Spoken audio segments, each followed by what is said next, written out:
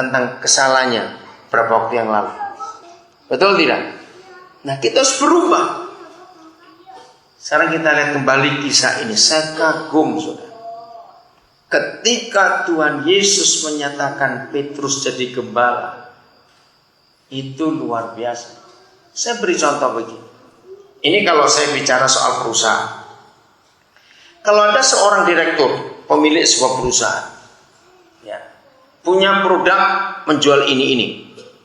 Nah, suatu hari ketahuan bahwa salah satu karyawan dari perusahaan ini ternyata menyangkal.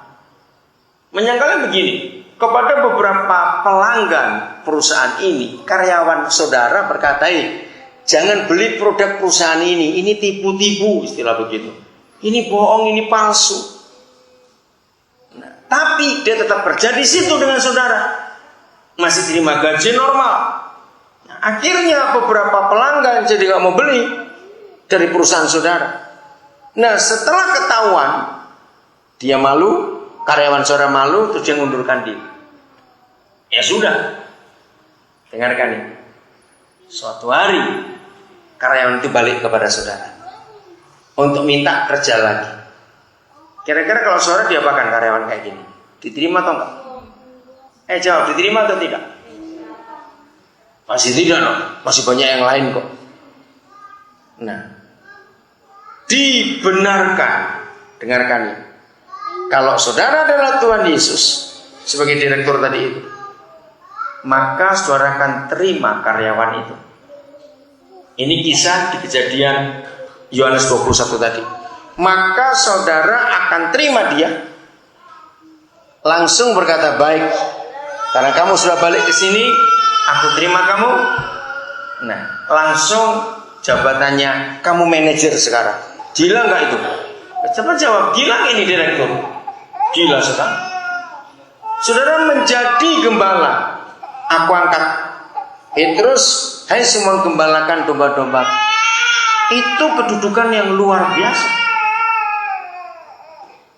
Kenapa bisa? Paling tidak kalau diterima, Anda training dulu, betul, belajar lagi untuk ngerti aturan dan perusahaan ini. Tapi Tuhan Yesus tidak begitu, saudara. Ini sangat mengagumkan.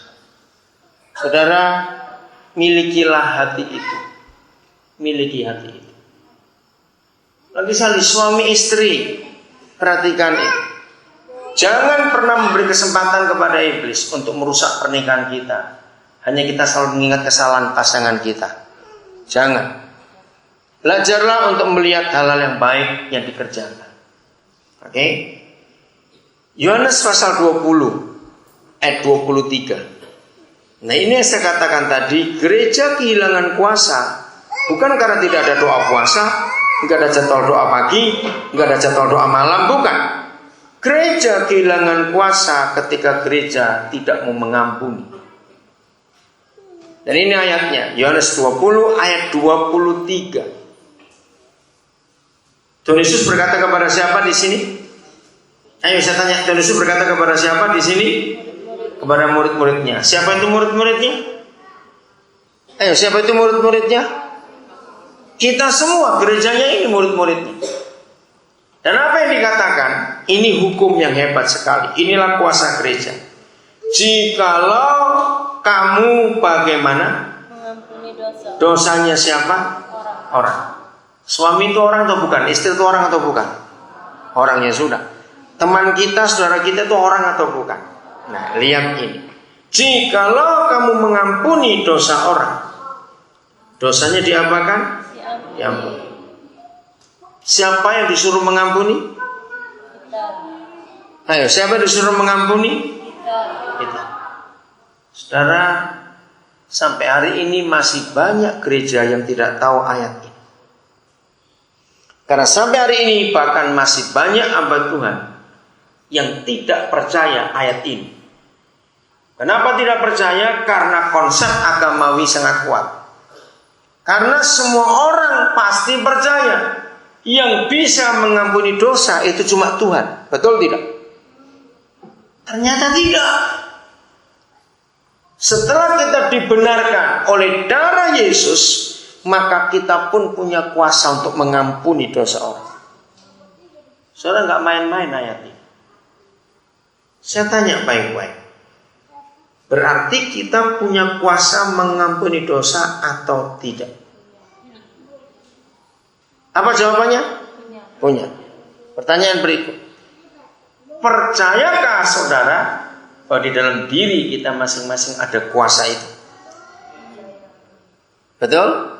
Ini nggak cuma untuk pendeta, nggak cuma untuk majelis yang percaya kepada Tuhan Yesus setelah terima Roh Kudus.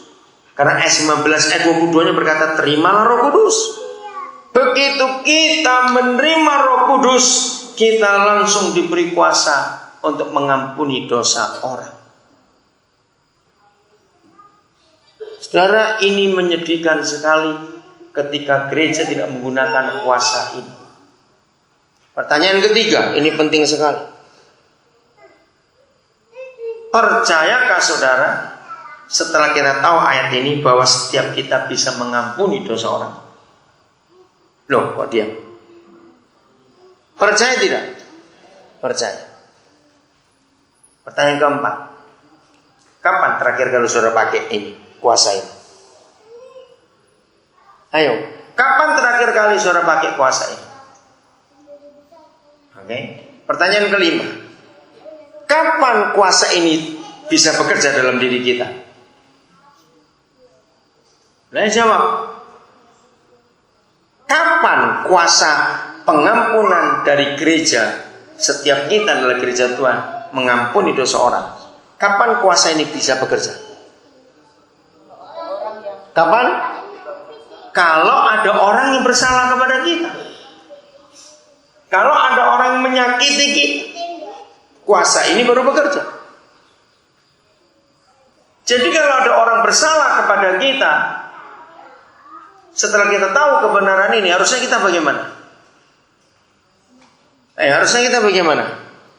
Bersyukur, bukan cuma mengampuni dulu, bersyukur dulu bahwa kita bisa menggunakan kuasa ini.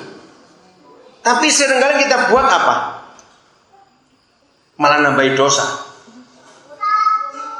Padahal kita tidak mengampuni, malah kita malah menyakiti. Nah, yang lebih celaka lagi lihat dalam kedua, masih ayat yang sama. Ini menakutkan. Dan jikalau kamu bagaimana? Menyatakan dosa. Ayo baca kitab saudara. Dan jikalau kita bagaimana sebagai gereja? Menyatakan apa? Dosa orang tetap ada. Artinya apa? Tidak mau mengampuni. Memberi stempel pada orang itu. Kata menyatakan dosa orang, itu artinya kita memberi stempel kepada dia. Oh, memang kamu maling. Itu artinya kamu menyatakan dosa orang itu ada. Wah, memang kamu pezina, memang kamu kurang ajar, memang kamu bajingan, memang kamu begitu. Saudara, maka dosa orang itu akan tetap ada. Berarti yang pertanyaan penting ini, kalau begitu, dosa itu ada dalam dunia atau dalam kehidupan orang, itu karena setan atau karena kita yang punya kuasa itu nggak dipakai?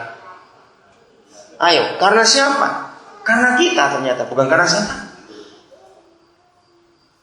Saudara, yang membuat setan menang atas kehidupan kita karena kita tidak memakai kuasa. Ayo kita belajar untuk membenarkan orang lain dalam hidupnya. Ayo kita belajar membenarkan. Jangan pernah memberi stempel kepada orang lain. Oh, nggak ada yang amin. Jangan pernah memberi stempel pada orang lain. Dengan itu artinya menyatakan dosa orang tetap ada. Jangan.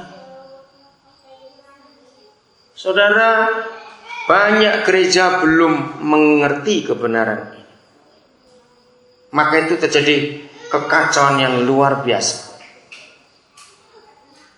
Oke, kita lihat sekarang 2 Korintus pasal yang ke-5 ayat yang ke-16. Udah, saya akan baca. Sebab itu kami tidak lagi menilai seorang juga pun menurut ukuran manusia. Saya stop dulu sampai di situ. Saya heran dengan firman ini